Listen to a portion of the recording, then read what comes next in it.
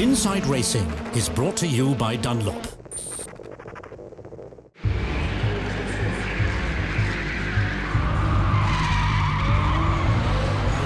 This here is intentional, drifting, sliding and having fun.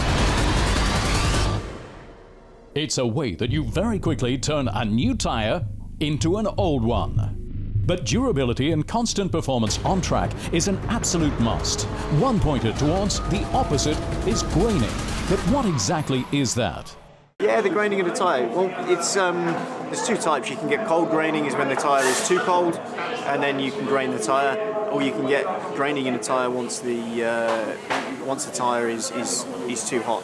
Generally comes if you have massive understeer on a car. Once the tyre gets to that point, generally it doesn't work anymore at peak performance.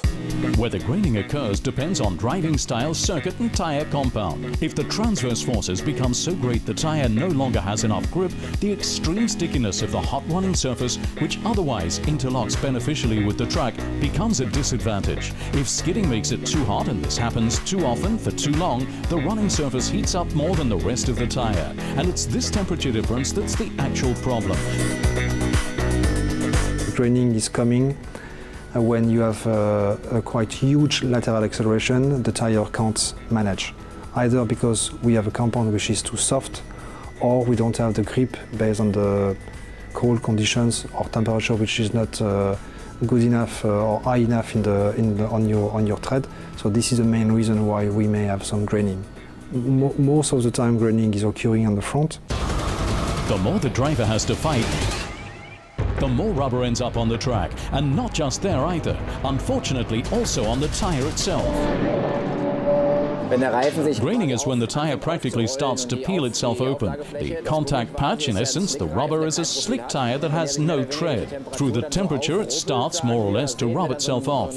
We then see little shavings and waves on the tyre, which means quite simply a less than perfect contact patch and impaired grip. That of course is not so great. Just like an eraser, a tyre does indeed rub off an outer layer of rubber from its cool carcass as it skids. And because the shavings are hot, they immediately stick again and end up back on the tyre. The result is a tyre covered in tiny bits of rubber with very poor handling. The car understeers more and more and increases the effect.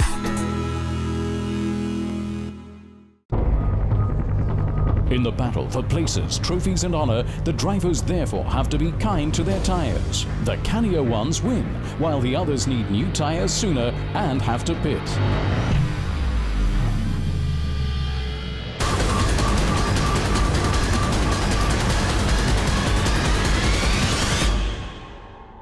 Wear is one important parameter we have to take into account during a race. Most of the time is going to affect the front-rear balance. So it means you may generate some understeer, some oversteer. So it means a behavior of the vehicle which is not linear and which is quite difficult to manage for the driver. So this is where wear is occurring after few laps. When treaded tyres skid on asphalt, the edges of the blocks of tread get badly worn and rounded down. Steering precision suffers, and the tyre literally wears away.